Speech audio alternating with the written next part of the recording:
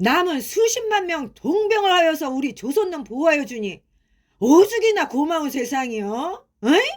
아, 직업 가지고 앉아서 편안하게 살 태평세상, 이걸 태평천하라는 것이요. 태평천하.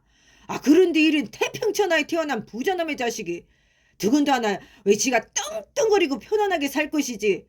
아, 어째서 지가 세상 망촌을 불황당패에 참석을 한단 말이요. 어이? 네, 이 소리는 1930년도 일본 일제강점기 시절 만석군인 윤직원이 그의 두 번째 손주가 할아버지의 바람과는 전혀 다른 사회주의에 물들어서 그 소식을 듣고 경찰에 잡혔다라는 전보를 듣고 비분간개하는 대사입니다. 아, 정말 만석군이라면, 가진 것이 그리 많다면 이분 입장에서는 태평천하겠구나.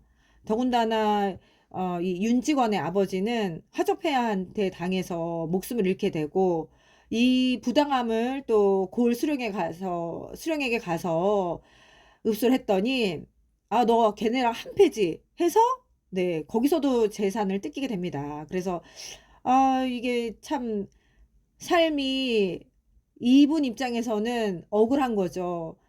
네, 그 당시에 못 먹고 못 살고 화적폐의 일원이 될 수밖에 없었던 민초들의 삶.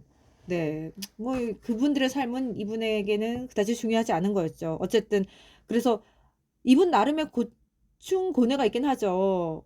아, 이 대사가 절절하게 다가오긴 했어요. 너무 그 아버지의 죽음 앞에서 예, 비통하죠. 그래서 다 망해라. 우리만 빼고 싹 다 망해라. 아, 이 묘사가 굉장히 인상적이기도 했는데요.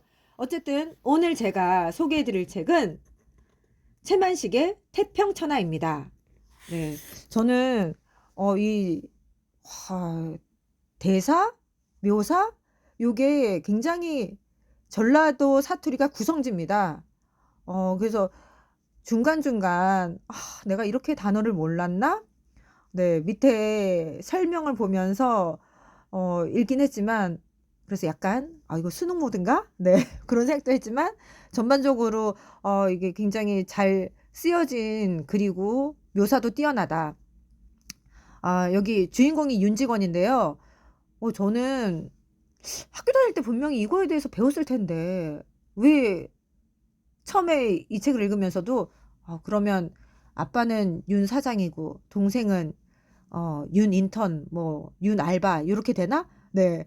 그랬는데 저희 무식함이었던 거죠. 네. 직원은 한교에 이 사람이 돈이 모아지니까 양반 행세를 하고 싶잖아요. 그래서 당시 그 시골의 한교를 후원을 하면서 직함을 사게 됩니다.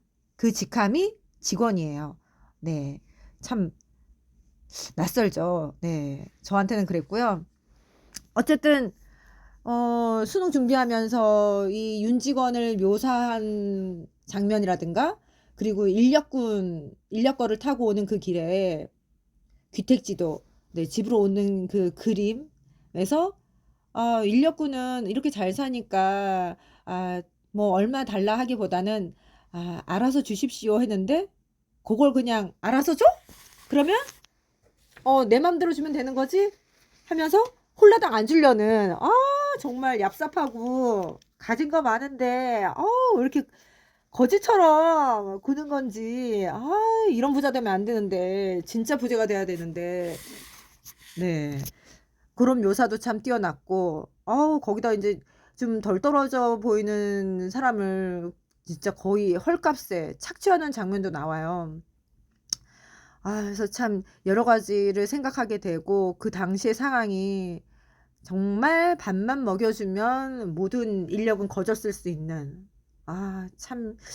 근데 지금도 어딘가에선 못 먹고 못 사는 사람들이 있을 걸 또 생각하면 또 마음이 짠하고 그렇습니다. 네. 그런가 하면 이 책에서는 이제서야 참 이거 한 권을 읽을 여유가 있다니.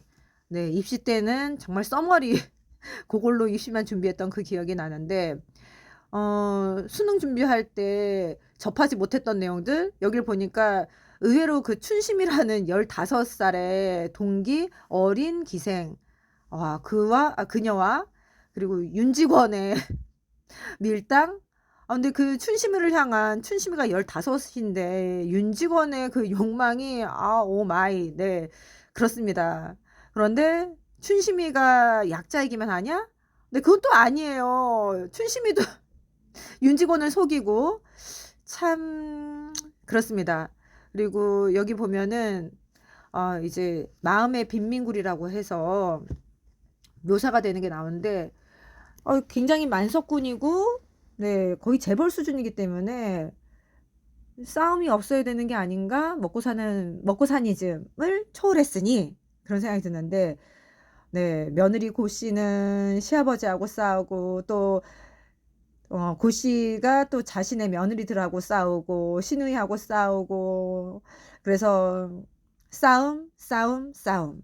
사뭇 이 집안은 싸움을 근저당 해놓고 씁니다. 와, 이 표현이 굉장히 저는 인상적이었습니다. 그래서 나만 잘 살면 윤직원처럼 정말 태평천하라고 생각을 할 수 있겠구나. 제가 전에 엄마들 모임을 갔었거든요.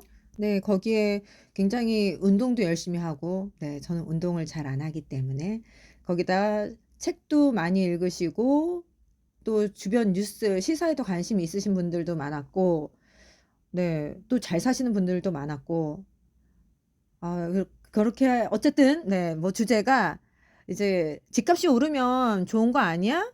라는 게 이제 화두가 됐어요. 그래서, 저, 자가 아닌 사람 손들어 볼까? 막 이렇게 하는데, 그때 나만 자가가 아니었나?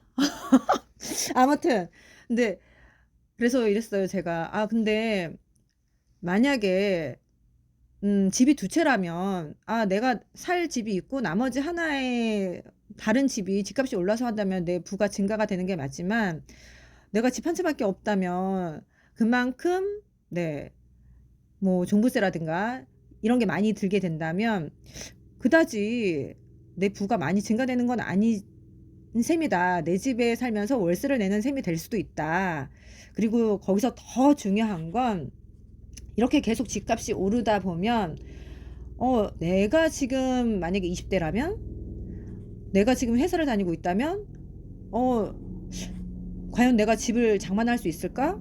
그러면 지금 이 시대를 사는 청년들에게는 이게 정말, 정말 포기하게 만드는 이 주거 불안? 이거 안 된다라는 거죠. 제가 그렇게 얘기를 했어요. 그래서, 다른 이야기로 이제 쭉 넘어갔는데, 어, 제가 뭐 유주택자 아니면 무주택자를 가르거나 뭐 하자는 게 아니라, 내가 집값이 오르고 내가 잘 살고 있고 그럼 이게 태평천하 아니야? 네, 그런 맥락으로 보자면 태평천하는 그렇게 말하기는 좀 어렵지 않을까? 네, 지금 세대보다 다음 세대가 더 잘 살려면 의식주가 해결이 되고 내가 노력한 만큼 성취할 수 있다. 그래야지 건강하고 좋은 사회가 아닐까? 네, 태평천하를 보면서 이런저런 생각이 들었습니다. 네, 그렇다고 해서 제가 그분들을 뭐 미워하거나 뭐 하거나 그런 건 아니에요. 굉장히 다들 열심히시고, 네, 리스펙트, 존경하는 부분들이 각자 있기 때문에. 네, 그래서 저는 지금까지 최만식의 태평천하 살펴보았는데요. 한 번쯤은 읽어보시면 그 당시의 시대상과 또 묘사, 여러 가지 생각거리가 있어서 도움이 될 것 같습니다. 네, 책이 궁금할 땐 클럽으로 오세요. 조이북 클럽.